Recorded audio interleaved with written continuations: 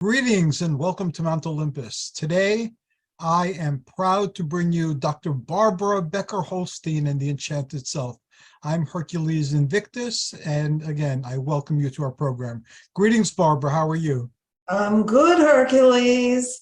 This was a little bit easier than our schlepping into New York City in the old days. Oh, yes, I remember those Yes, days. yes. So I am having some fun once again as the enchantress of the enchanted self, but perhaps with a little more maturity, because life has taken its course in putting us ahead 20 years, 25 years since we were doing all of this. Yeah, And, it's a quarter of a century almost. oh my goodness, yes. And so let's give people a little history, maybe from each of our perspectives, Sure. and together. I had a desire to be doing filming and talking as a professional in the film about psychology, particularly psychology for women. But I really had no access till I had gone to a conference and met up with a woman who said she was running a show in New York, public television. And she had guests. Would like to be a guest. Well, I remember leaving that conference almost like I was capable of flying. I actually remember walking down the street and it was suddenly like I really was elevated 3 or 4 inches. I couldn't believe it. I was going to be a guest on her show. As far as I remember, you were often on her show. Yes. Yes. And you probably remember her name, which I'm not so good at names. So let's give her credit. May Eisenberg. Yes, an amazing woman, but she was also in cahoots with a younger woman who left, I think, to be on some sort of variety show or something. Yes, that was Dr. Jean Cirillo, and she left to be on Jenny Jones, which was a very popular show at the time. And my story starts kind of there. So after you finish yours, I'll share mine. Okay, so I remember taking the train and then walking probably about 20 blocks to the studio, which was housed in the fire department. I don't know if it was the fire department or the building that all the firemen could join as a way that they had to fight for their monies and so on. It was I just don't know the details of that building, but the camera guy and his studio were in that building. The man who ran the studio, I never knew very well, but I knew that he was grumpy and be careful. And he had a son who ran the operations, who was much more pleasant. Okay, yeah, usually doing the shows were very pleasant. And I remember that May, who was in her senior years, to say the least, kind of gave us all the chance of what we got out of it. And she often helped with just not only did she sort of preach how to handle ourselves, but gave us suggestions, looked over the tapes and so on. So if you want to pop in how you got there, just go right ahead. Sure. The same with you. I wanted to be doing something on television or a movie, or I really had no clear idea. But I learned in life that if you don't know how to do something, don't let it deter you. So I did what I always do. I bought a notebook. And with my pen, I'd write down ideas that came into my head. You know, like what would my TV show be about if I had one? What would I be doing? Who would I have on as a guest? Would it be, serious? Would it be comedy? What would it be? You know, and I'd imagine and then write down my imaginings. And the only times I've been on TV is when they stop and ask you questions in the street. So I've been on 1 or 2 of those during my lifetime. So anyway, for like a year and a few months, nothing much happened. No TV opportunities appeared. However, I wrote something on UFO, the contactees, and the space people that they spoke to, and how there was a set of beliefs, which is actually very ancient, that the celestials incarnate among the human race and walk among us. So it was about star children, or they were called wanderers and walk-ins. They had a bunch of colorful names. So I wrote something on that. And usually I would get a response when I wrote something. I got no response from writing this, except for a telephone call from May Eisenberg. And she said she read my piece and she wanted me to come on to her show. So would I be interested? I said, of course I'd be interested. So I was very excited, and I too felt like I was floating, and I felt like doors were opening. So I went down to 23rd Street to the fire department building. I don't remember exactly what it was for, but I do remember it was fire department. Yes. And so I went up to the second or third floor. Again, I don't remember very clearly, but it was a low floor. And May was in a tizzy because Jean had just given notice from their show. Yes. And May didn't know what she was going to do. And she asked me, what do you call it? Could you be like a co-host? So she never asked me if I ever was a co-host, because then I'd have to say no. But she asked me if I could do it. And I'm very confident, given time, I could do it just about anything I set my mind to. So I said, sure, I could do it. So that eased her a bit, and I got involved with the productions more. And then I remember you being on one of the show, and I really wanted to have you on, you know, when I did my thing on the show. And then May, I believe, had health problems later on. But I had discussions with her about keeping the show going, because without Jean, she couldn't afford the show. So I suggested that whichever one of us want to remain with the show, we could pitch in toward the fees. Yes. And then we could keep it going, and each one of us would have their own show. And then I think there was one week when whatever we came up with, there was a good idea, that was the show. And May had first dibs on the show because it was her, you know, production. And we started there, and then we started interacting more on the shows. And you were great because you had something, even though it was directed towards women, it was actually applicable to anybody, you know, about finding your best self, finding your special self, finding your enchanted self, and cultivating that and letting that out. And that had always been very close to what I believed about the archetypes. You know, that basically all of these things are in us, but we resonate somewhere. And where our resonance is our strength, it's our superpower, if you will. And so I learned a lot from talking to you, and I enjoyed being with you. And you also had off-the-wall creative ideas, like when we had that show where you had the chef from the cooking school, and you had me acting like super macho and eating beef and on the show. Right. That was right after the 9/11 also. Yeah. He had quite a story because he was feeding hundreds and hundreds of people every day for months, you know, after the what happened with the airplanes. Yeah, it was quite an experience, and it dovetailed completely into the stage of life I was in, and it was like, really was magical. It was being given an opportunity that without that opportunity, I never could have done much. I mean, I might have wrote some papers involved in positive thinking for sure, but I couldn't have leaped into a feeling of presentation and teaching that allowed me to really be myself, because we were really funny when we were together. Yes, we had a lot of fun too. We had a lot of routines, and I'm sorry, I wanted to wear the hat I had worn years ago with all the flowers. I remember that hat. It's been gone for years, you know, so this was a close third, let's say. But I would be alone on the stage and telling everybody the essence of wonderment about themselves, and I had some flowers and stuff to maybe look a little bit like a garden. And then I would work my way to, oh, I invited this great person, that could have been you, it was many times.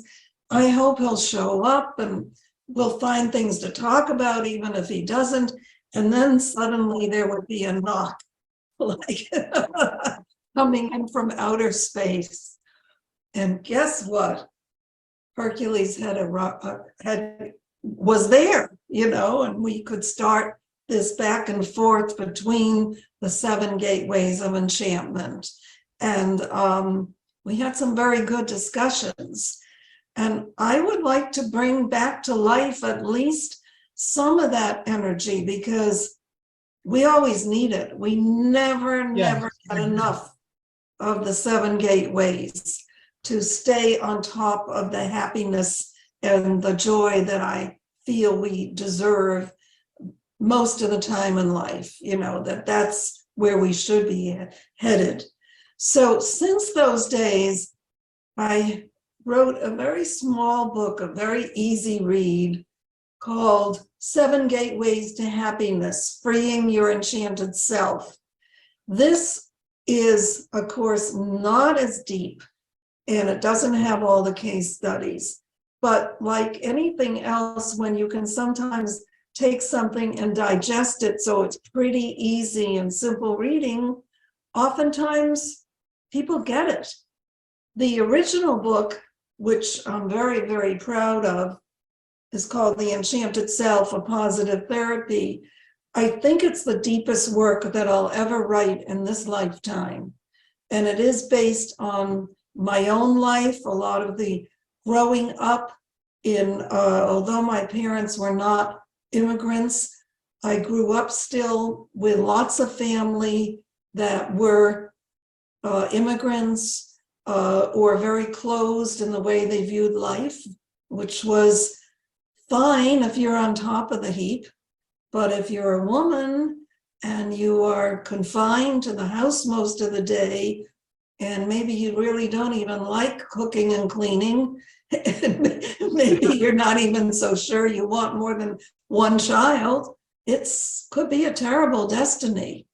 And, it took, we're still struggling with how to really access the talents of women in our country. And we're backsliding too, which is just beyond horrible. The fact that we seem to be taking steps backwards with everything. I agree, and we're very low on the list of having a woman become a prime minister or a president of a first world country. I think we're the lowest or the second to lowest. So helping women emerge, the 7 gateways, I think, is a really neat little way to help them. And what I've done is give you 7 chances, because very often we have to put together more than one aspect of ourselves to really get going in life. So I'm going to tell you a little bit so you understand what I mean. So I'm thinking about one of the stories I tell in here, very typical, at least with relatives I knew, friends I had growing up, some of the things I knew about their families. The woman in this story had come home with a shelf to hang in a room that was quite pretty, probably feminine more than masculine. And she was all excited. And the first thing her husband said was practically something like, "What's that stupid thing?" Now, I'm not sure those were his exact words, but that's what came across. And she explained that, it was a pretty shelf. She liked it. She wanted to hang it in, I don't even know which room now. And he proceeded to say things like, "Doesn't seem very functional. I don't think you know how to hang things up like that. Don't think I'm helping you." And that was that's the story in 3 sentences. Now those remarks hurt her a lot, as very often can happen, particularly in families and marriages, where you don't even realize as the antagonist that you're really ruining someone's day. It's very complicated. But so she put the shelf under her bed. And it was there for years. At some point in therapy with me, we discussed it. And I guess some enthusiasm came back and she got the shelf out. She found the hammer and the tools. She put it up one day while her, obviously her husband was at work. And the thing that was so incredible about the whole story was he never noticed it. He never noticed it. It was weeks before she was through with, playing, waiting around for him to say something. And, she said, so what do you think of the shelf? He said, that's all right. So, so often for people in their destinies, they fall into these situations where a little bit of our soul, it leaks out, every time, because we're not quite solid enough in there. So we don't have the energy to fight someone, and sometimes that's dangerous. We don't have the perspective to change it, maybe just enough, really love someone. Sometimes we just cater, okay, let's try a different kind of shelf and you'll help me. Yeah, I'd love to have one for my baseball cards. Okay, fine. We don't always agree. We don't always see the world the same way. But if basically I'm being good to you and you're being good to me, it's okay to compromise. It's okay. Go to a football game with your husband. You'd rather go to the opera, but he likes it. Hopefully he will enjoy a ballet at some point you've picked out, or he'll pretend to. That's okay. But anyway, let me get back to this. So the first gateway is really to start to free your enchanted self by getting a sense of your own talents and strengths. And most people don't have that sense.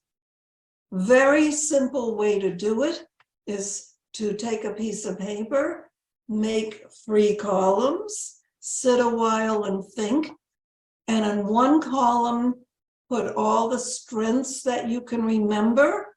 They can be as simple as the time I climbed the tree in Mrs. Jones' yard, or it can be much more complex, that I have a strength in solving problems, and that's how I make my income. That's one column. And then your interests in another column. I love ballet. I like to know about politics, but not to hear fighting, whatever. I like to cook. I like to sit in the sun. These are things that help me get through life, that give me pleasure. And they're traits of mine that can be expanded in many ways.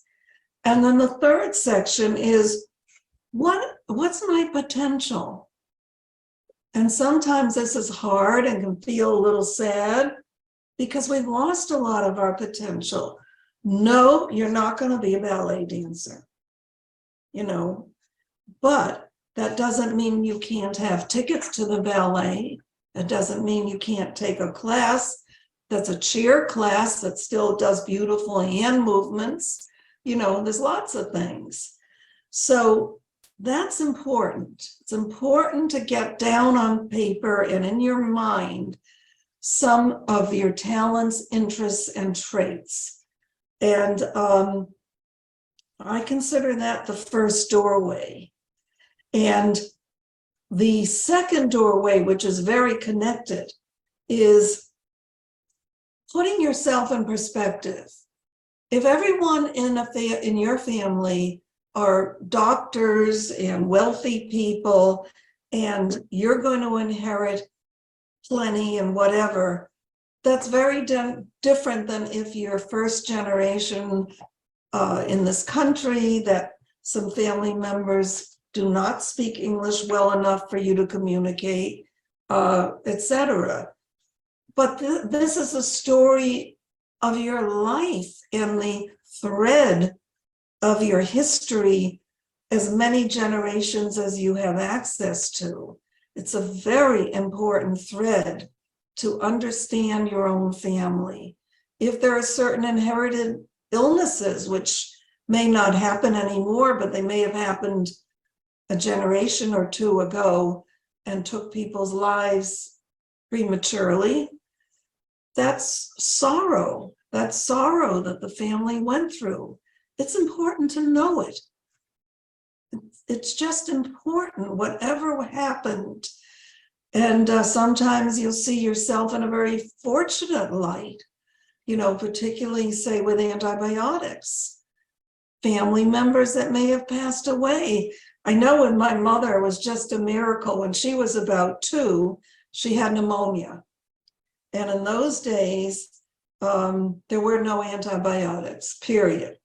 So the doctor came, and it was very scary for my grandparents because very little could he offer except old-fashioned recipes of things you put around your neck and inhaling certain stronger smells and stuff. But the thing was that in those days, the doctor he stayed all night because either by morning she will have passed or she'll be getting better. And thank God my mother got better. She was 2. But the funny, crazy thing that's, you know, with the whole thing was all the relatives that lived near each other came over so relieved that Bernice was going to make it. And they stood around her crib or little bed. I'm not sure what she had at 2.5. But they had no idea of what you do to please a child. So what they did is they took $5 bills and they threw them on the crib for her, you know, like, you know, you can't not give a present. Mm-hmm. It was very sweet, but you see how idiosyncratic every family is and every story is about your families, your family, my family. And this is your heritage, and to get somewhat involved with it and somewhat proud of it is really helpful in terms of mental health. I agree with you there 100%. I have always really been attuned to my heritage, or at least certain parts of it throughout my life, but I thought I moved past very many things. But have you ever heard of ancestor work? Ancestor what? Ancestor work, yes. I've heard of ancestry, but not with work attached to it. It's doing a bunch of exercises like the ones that you're mentioning, but concerning your family and your ancestry. And there was one book in particular that was very deep. So I followed the way through, and I became aware of how close to the tree I actually fell. That all this progress I thought I made was an illusion. And to discover that in your 60s, that's, you know, a profound revelation. But now that I've had a chance to digest that, I don't see it as a bad thing. You know, I see my world in a different way. But my heritage, my upbringing, things I thought I was fighting against and that I had transcended and moved past them, no, I really, really didn't. And the things that I draw the most strength from are things that have been there all along through the stories that you're mentioning. So what you're suggesting is a phenomenally powerful thing, although it may not seem so if somebody just hears it through words alone. Yes, yes. Well, I did the DNA through ancestors.com, and I have yet to meet, well, there's a lot of people that hooked in, but I did meet a few, and one of them, excuse me, is she is, well, I don't want to get lost in how she's related, but my great-grandfather on my father's side connects to her family. And she married a rabbi and is so a rabbi's wife. It's like being a minister's wife. You know, any of these roles are very complicated, and you have to be diplomatic. You also have to really know your Bible. You know, there's a lot of stuff. And I think in many ways we're very, very similar. And there's a lot of connection. There's a lot of sense of, I even think I look like her in certain pictures. Wow. Because of the pandemic, we have actually not met face to face, but we did Zoom. And yeah, so there's all these people out there that, yes, have very similar interests and tastes and habits and brain power, similar to us. I think you're absolutely right. You know? I haven't had the ancestry yet, but it's on my list of things to do. But my eldest son has, and his mother is Hungarian, and his DNA came back that a lot of his DNA came from Italy. And I knew from stories and archaeology that the island where we come from, which is Limnos, was originally related to the Trojans and to the Etruscans, and the people in Italy who are the Etrurians, or Tuscany it's called. So that was all like a group of people before Greece. Yeah, There was an empire. There was around the Black and the Baltic Seas, and into the Aegean and the Mediterranean. So the fact that the ancestry connected that to reality, it was like another old and forgotten story come to life and made real. And Hercules Invictus, my name, is the Latin version. And I chose before I knew this, that Ancestry.com had said that we're very heavily Italian. So it too was a revelation, but it made sense of so many things in my life that seemed random. I saw that it was some unconscious recognition of a truth inside that it wasn't visible to me yet. I do think that I don't understand DNA scientifically, but I think that what we inherit in our DNA is much, much deeper and broader than we even fathom. I mean, how that can be in something that's as tiny as an atom or whatever, I can't explain, but I guess it's the same thing as, like, you know, I do believe there's so many mysteries. For example, you probably heard of something like this, like, let's say you have a relative in Europe and suddenly the relative dies, let's say, and you just know when you pick up the phone because you're so worried, and it turns out that, you know, X had happened. We don't understand how information can get transferred 6,000 miles in less than a second. Mm-hmm. But it does at times. It really does, you know, in dreams, or just knowing intuitively that someone's not in your best interests. You know, I mean, there's just all sorts of levels. You're right. I have one quick story. When I was 14, my grandfather died. And he came to me in a dream, and he told me he was going to pass on. I told him, "Oh, no, don't leave. You know, we love you. We want you to stay." And he goes, "Yes, but because if you had a car that kept breaking down, you know, eventually, you know, you'd have to come to the realization that the car is just not going to drive anymore." And he goes, "That's where he is with his body, that his body is going to keep breaking down, and he's going to be in the hospital, and he's going to be in homes, you know, to get better, and then it's going to happen again. So it's time to let go of the body, like letting go of the car." So I woke up from the dream and I was upset, and you know, it was morning before school, and my mother said, "What's wrong?" And I said, "Oh, Papu, you know, died." And she goes, "Don't say such things." And as soon as she said, "Don't say just such things," the phone rang. And on the telephone, the hospital informed her that my grandfather died. Yes. So Yes. what you're saying is true. We do get information like Yes. instantaneously, and we don't know how that comes to be. No, we don't. Well, I will indulge in my favorite little mystery story. You might have even heard it because we've known each other a long time. But I went to visit my cousin who lived in Brooklyn at that time, and I was about just 17. And that involved a train and, the big station, and going into the train station and finding them and then taking trains out to where they lived and the whole thing. Well, anyway, we had a fabulous weekend, and I was wearing my ring that represented November, which is my birth month, and topaz. Okay, fine.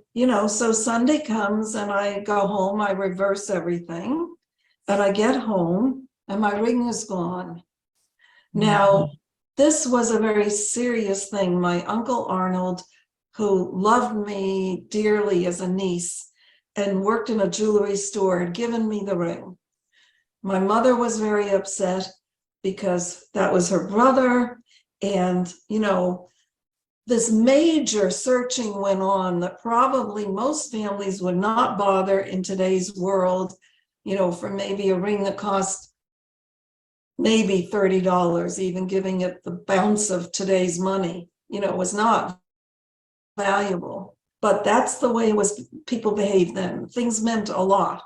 And my mother was on the phone with Bessie, Joanne's mother, and they searched their house, their apartment, nothing.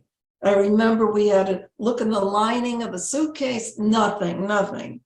So time passed, and one night I had this dream. And in the dream, there was this like grandmother, fairy godmother type woman, very, very soothing. And she said, "Hold out your hands." And she took my class ring. I don't know if you got a class ring. Yes. Yeah.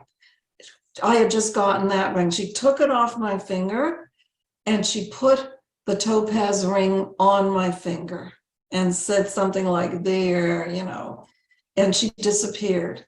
When I woke up in the morning, the light was on in my bedroom, and I never slept with the light on, and maybe if I had a fever, never otherwise. And on the floor, on the rug, was my ring. Oh, wow. And my class ring had disappeared. Now, I don't think the fairy godmother really wanted the class ring, because it did show up in the back of a drawer 2 months later. I can't give you any reasoning around that, but that was the story. It's a beautiful story. Yeah. You wonder, who was that? Or, why? Anyway, it was magical, and there was no clear reasoning behind it.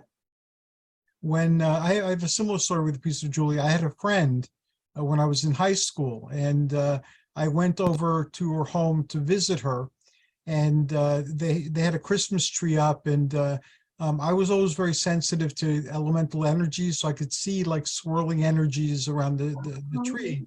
And she asked what I was doing, and I said, "I'm looking at the elementals, moving around the tree." And I said that elementals often in the stories hide things. So do you have anything hidden, that maybe we could locate? And she said that she had lost this ring, and she looked all over for it, and it wasn't anywhere. And so I asked the energies in the tree if they could help locate the ring. And we were both sitting there, and a noise was heard as if something fell to the floor. And she looked down, and it was her ring. Wherever her ring was, it fell from like the ceiling, I guess, and fell onto the floor. So that's something that we couldn't explain, but it happened. So she got her ring. I don't know if anything else disappeared from her stuff. Maybe it did, but Yes. the ring mysteriously appeared after having been missing for months. Wow. Well, let me just get back, so at least superficially we cover the 7 gateways, because there may actually be people who want to know what they are. So the first is recognizing your own potential in a nutshell, and the second is recognizing and giving love and devotion to the story of your own life. Now, the third one is very practical, and it is knowing how to get to where you want to go. And that's something that a lot of people think they can skip. I mean, you're not going to be a policeman if you don't take the course. And you're not going to teach elementary school 4th grade if you don't take the classes, even if you have a 4-year degree. You know, everything you may want to do that will provide the income and the relaxation of adult life usually involves training. Sometimes you can get by with extreme talent and skip the training, but it's usually talent. I mean, it's usually just hard work, either some sort of degree or license, or working for a person a number of years and qualifying that way. And somehow, I think this country has been quite weak in enforcing that level of understanding that it's just goes with like parkways having cement on them to ride. It's nothing bad. It doesn't mean that people didn't love you. It's just the way humans have to function in order to have all the necessities and the pleasures of life that goes with health and food and living circumstances.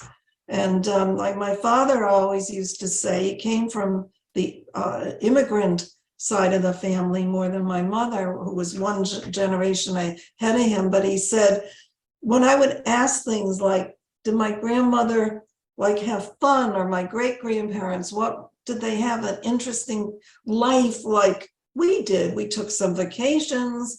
My parents took me into New York to see a couple of plays. You know, I had opportunities. He said, no, not really, because every day was a day of survival. It took all day to prepare the food, to wash the clothes, to feed the horse and the chickens in the back. You know, there was no time for these things. These are luxuries once you are stabilized with food, water, housing. And it's an important lesson. I feel bad for a lot of young kids today because they don't put enough energy in finding the right profession and you know, really benefiting from the advantages of a 2-year college, even, or even a 5th year, even 1 year out of high school. There's so many jobs that then can open for people. And, you know, we're weak in that area. So that's the third gateway. And whatever, and often in my practice, it's helping a woman of 45 have the courage to finish at Brookdale, which is our local junior, you know, 2-year college, or get a job, or go for a dream, like she really wants to be a librarian. So she's 45, maybe she won't make any income till she's 52. But if she's healthy and lives to 95, go for it. You know? So that's the third one. The fourth one is the pleasure one. The fourth one is to recognize that we're entitled to joy. Joy is higher than happiness. Happiness is great, but joy is really energetically infused. It's being, if religiously, I see it as a kind of your heart is in top gear, and you just feel and fathom so many good feelings and reactions, and it's just the topping that everybody in some place in their heart wishes for. But again, a lot of people don't know how to go. There is a road to joy. Very often religiously you can get to that road if you're suited for it, but a lot of people aren't suited for it. Joy otherwise can come from a number of things, but very often you have to put yourself out. You may have to donate your time or your energy, you know, to see the smile on certain faces that makes you feel filled with joy at the moment. So, you know, nothing comes too easily, but nothing comes, I believe, too hard if you can understand it. And a lot of women can't even remember the last time they felt joy or happiness because their lives are very routine. And I think a lot of men, now I'm not saying this is exactly today. I mean, today is in all sorts of fluctuations, but a lot of men have no idea what it's like to just stay in the house. It's awful for a lot of women. You know, you think that everybody loves to bake cookies and run to the door to get their kids off the bus. It can lead to major depression. You know, we're so social animals that we need a certain amount of vigor that comes from talking to lots of different people and knowing different people and how they live and what they eat and what they get sick with and whatever it is. You know, otherwise you're like, ugh. And the pandemic, I'm deviating, but the pandemic really took a toll on us that has not even been measured yet. Correct. Yes, I'm very concerned about that, even for myself, because I believe I did not have enough change in my life for 2.5 years. And even now, you know, I'm an older person, my husband also. We still have anxiety about vacationing, for example. You know, we have friends that just went to someone's wedding where everyone supposedly was tested that morning and, you know, they get COVID. So we're far from a finished product. But be that as that may, let's just, so that's the fourth gateway. And then the fifth gateway is relationships. We really, really need people in our lives, and it will help with pushing depression to the side. Many people have a kind of clinical depression that should have the right medicine, of course, but the kind of blueness that just human beings are capable of getting just because we're alive can be helped a lot by relationships. And, you know, they can be simple. Sometimes in the old days, simple relationships were invented. And I want to give you a sample from a shtetl in Europe.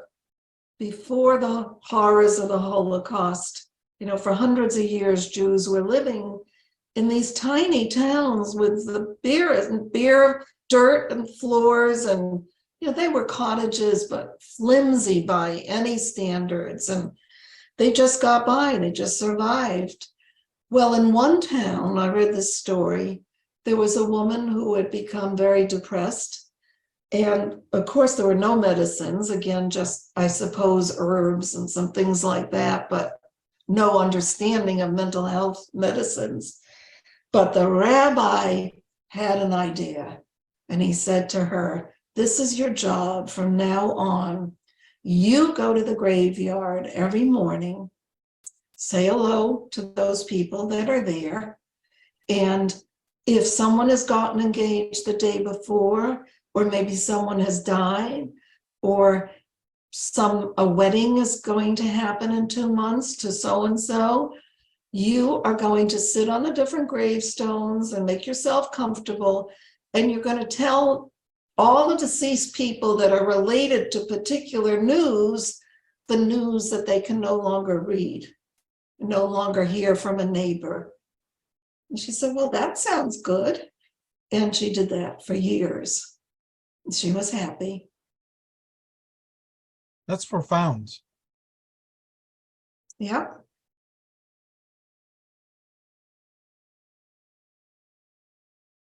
Yes, it is profound because it's recognizing this, what can help a person stay on top of their mental health, and let them do it.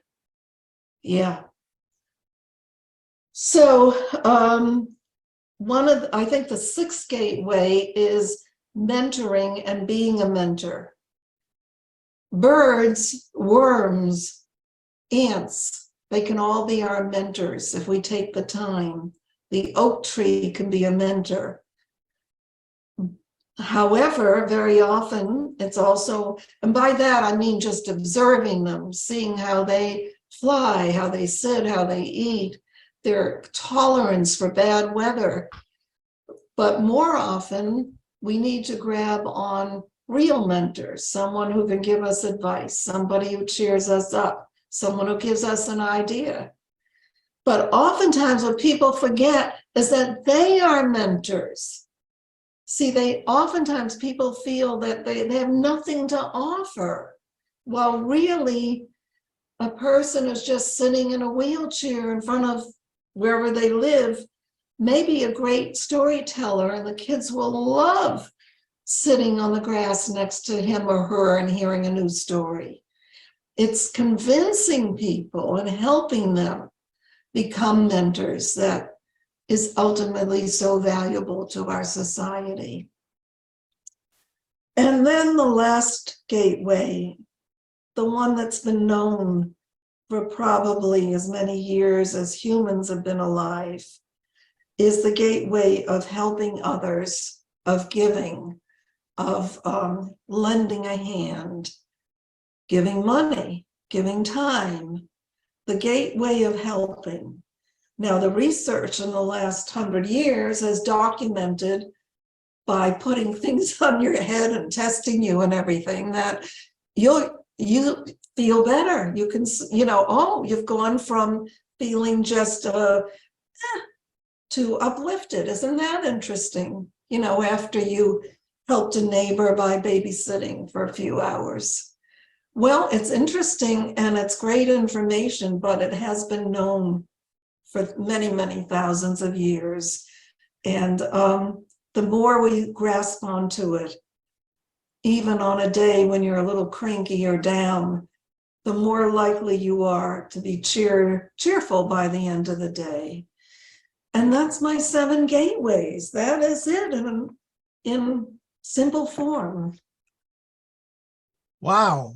I remember we've done it over the many years that we've known each other. We've done several shows on this, and each time I take something new from it. And I'd love for us to create a series and have a show on each gateway. And Sounds great. We can go back and I can arrive and Yes. knock on the door and Oh, yes. how Let's the do it. Enchantress is doing, to bring empowerment during the sage Mhm. heroes to the people. And then if you'd like to have guests on, you can have guests on. And I'll occasionally throw in my thoughts. But I really think that your system is very helpful and very simple, and yet, again, very deep. And I really believe that someone following it can open themselves up to new experiences and reframe how they view their past experiences. So I'd love to help share it more with the world. Well, let's do it. That's probably why I wanted to do this tonight, because I suddenly realized as another birthday had passed, I'm just showing this one more time. Sure. So I have a need to show it. Do you want me to use the cover of the book as a graphic on the YouTube? I can do that. I can. Sure. Okay. Sure. I realize that I'm a person that has done so many things that it's probably not realistic that I can bring them all to fruition, because I never stop, not since I started keeping a diary in 4th grade. I never stop, but I don't always have the connections or the strength to bring things really to fruition. And I think that this positive psychology stuff can be fun and easily understood. And it's going to take me opening my gates again, so doing a program, I think if we design it like around, specifically around 7 or 8 sessions, and perhaps you can help a little bit with guests. Sure, of course. we can definitely do that. And again, I like the feel of like dressing up and having, Oh, yes, and you have yes. the enchantress. So you're not in the kitchen, so we'll have to figure out some other thing for you to be, and we can again have fun like we used to. And each gate, if you have I don't believe I have the second book. I have the Enchanted Self, and I have a lot of your books, but I don't know if I have the one with the 7 The gates. little one. So you'll give me your address again and I'll send it. It's no And big then, deal. and then we'll plan one episode per chapter. This will serve Right. as production, so we've already started the process, and I will promote it very heavily because this will be the Enchanted Selves gift going through the 7 gateway to the people who might be tuning into the show. And it'll be fun to do something different and creative together, because I look back on those days with great fondness. And Yes, so do I. it'll be great to revisit that spirit. Yeah. We could dedicate it to May. Oh, And I love that. She would, yes, she would like that too. Yes, and it's we didn't realize at that time that something like Zoom would ever offer us a chance. I mean, it was expensive to connect yes, then, and plus the cost of going in and out in New York. And not that there wasn't an energy that is harder to get now, because that was fun too, but still to do 7 or 8 shows over whatever, maybe we'll give 12 it. weeks. Yeah, you want to do them Yeah. weekly? Okay. No, I think maybe every other week, or, Okay, we could do weekly that. is too much pressure. On Zoom, I'm flexible Yeah, because we could people aren't listening to it live, so we could record it and then put it on YouTube within a day or two. It'll be all on right. so this way we could just refer people to the YouTube, and then on whatever. I don't have a website right now, but if you have a website, you can put links to each episode, and on Facebook, I could create a special group for this Mhm. and put all the shows in there so people can. I'll start with this one, and then people can watch the shows there as well as when they're posted on the regular timelines. Sure, we'll do all of it. There's no problem. I love this stuff. This Me is too. my mental health elevation. Yes, yes. And mine too. I love going through processes, and I do this with my exercise. Like if I fall behind or something, I'll start with Charles Atlas, the Charles Atlas course again. Remember that from the comic books? Sure do. Because that's how I started my fitness journey. I believe my father had the course when I was very young, and then I'll ease into weights. I'll do weights for a while. I'll do cables. I'll do different things so I don't get bored. But this way, my journey's continuous. And ever since I started the Age of Heroes here in New Jersey, I've been sharing my daily exercises and diet. And of course, sometimes I mess up for a while, but that's okay because it's an ongoing journey. So That's right. success and failure can teach you valuable lessons. Yes, I think that this would be great. We'll work on it. I'm wondering whether I should make my background fuzzy like yours. Yeah, it's. I used to put up curtains, but then the curtain would fall, or Yeah. the dog would come and climb up and start licking my nose during a podcast, and now it just blurs the back. So Is that something on the computer that I can grab? yes, it's something on the Zoom. Uh, Okay. I don't remember how I did it. Somebody showed me how to do it, but it's on one of the buttons, and it says blur background. So I just Okay, we'll try it next time. We'll try it. Maybe we'll play around. But why don't we try to do something similar? Let's talk about it privately and aim for 2 weeks. Okay? we will do that. Okay. And meanwhile, I don't know if are you gonna edit any of this or just put the whole thing up? Unfortunately, just like the TV show and just like the movie that I made, I'm learning as I'm going along. I quite haven't mastered any degree of editing, so it goes up the way it goes up, and I get better at making it not as glitchy as I go along. But eventually, I'll be editing them. But for now, it'll just go up the way it goes Okay. up. Well, we can talk about that because the man I work with a lot can probably edit for us if we, so we may want to stick to a time thing rather than having people vaguely, is it over, is it not over, like we're doing tonight, but we'll figure it out. We will figure it out. So any of you that managed to stay with us through exploring the 7 gateways, as well as seeing the progress of mental energies right at work between the two of us, we're going to sign off. And anyone who wants to be in touch with me, as I've said on my shows from Blog Talk Radio, that write to me at barbara.holstein@gmail.com. And the only people I won't answer is if it seems weird or strange. I mean, otherwise I always answer, and I'd love to hear from you. So see you next time. Thank you very much, Barbara, and thanks to everybody who listened.